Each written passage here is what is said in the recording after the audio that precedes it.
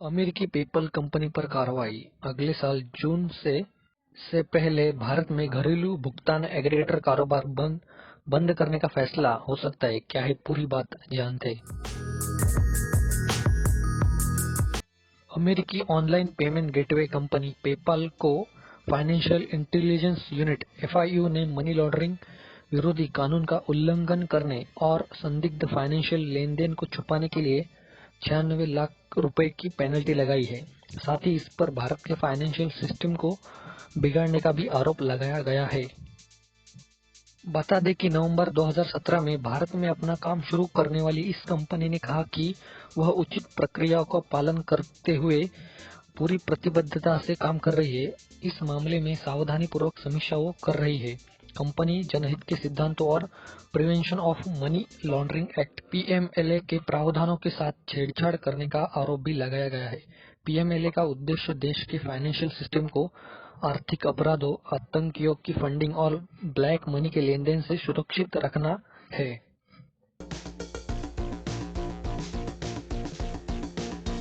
इस तरह के नियमों के उल्लंघन को जानबूझकर करने का आरोप लगाते हुए फाइनेंशियल इंटेलिजेंस यूनिट (FIU) ने 17 दिसंबर को जारी 27 पेज के आदेश में कंपनी को 3 मामलों पर दोषी ठहराया है। इसमें प्रमुख रूप से PMLA के तहत अनिवार्य फेडरल एजेंसी के साथ एक रिपोर्टिंग यूनिट के रूप में खुद को रजिस्टर करने में विफलता है। आदेश में कंपनी को 45 दिन के अंदर जुर्माना राशि चुकाने को कहा गया है। साथ ही उसके FIU में रिपोर्टिंग एंट्री के तौर पर रजिस्टर करने को भी कहा गया है। अपनी तरफ से सफाया देते हुए पेपल के प्रवक्ता ने बताया कि हम 200 से भी ज्यादा बाजारों में अपनी जिम्मेदारियों को गंभीरता से निभा रहे हैं जहां हमारा पेमेंट प्लेटफॉर्म मौजूद है।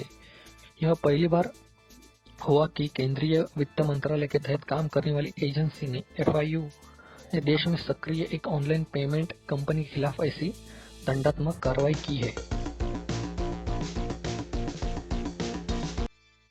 और पेपल ने अपने एक्शन का बचाव करते हुए कहा कि वो भारतीय रिजर्व बैंक के दिए गए दिशा निर्देशों का हवाला देते हुए कहा कि यह केवल ऑनलाइन भुगतान गेटवे सेवा प्रदाता OPGSP के रूप में काम कर रहा है। यह फाइनेंशियल संस्थान की परिभाषा के अंदर कवर नहीं होता, इसीलिए PMLA के तहत रिपोर्टिंग के यूनिट के तहत ये सब नहीं आता, ऐसा कहा।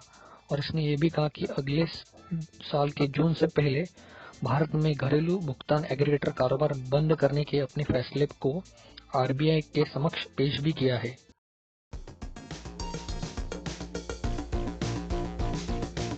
हालांकि FIU ने इसके दावों को खारिज करते हुए कहा कि पेपल ने भारत में पैसों के हैंडलिंग में कुछ ज्यादा ही शामिल हो रहा है, इसलिए वह एक फाइनेंशियल इंस्टीट्यूशन है। इसके लिए PMLA के तहत एक रिपोर्टिंग यूनिट होने के लिए वो क्वालिफाई कर रहा है। पेपल के बिजनेस मॉडल से स्पष्ट रूप से संकेत मिलता है कि यह न केवल इंटरमीडिएटरी के रूप में कार्य करता है बल्कि सक्रिय रूप से मनी ट्रांसफर का संचालन भी करता है।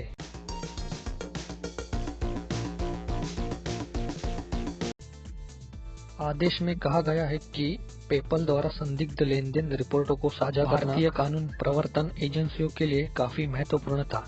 इसके द्वारा रजिस्टर्ड करने से इनकार करने से न केवल संदिग्ध वित्तीय लेनदेन को छुपाना था बल्कि भारत के फाइनेंशियल सिस्टम पर चोट पहुंचाने जैसा था। इसमें कहा गया है कि यदि पेपल के विवाद को स्वीकार कर लिया जाता है तो मनी लॉन्ड्रिंग विरोधी कानून अनावश्यक साबित हो जाएंगे और इसी तरह की अन्य जो संस्थाओं को तकनीकी रूप से बचाए भी जाने का मौका मिल सकता है। इससे PMLA के उद्देश्य को बुरी तरह से प्रभावित हो सकती है। यही था आज का वीडियो। ऐसे ही वीडियोस देखने के लिए चैनल सब्सक्राइब करें।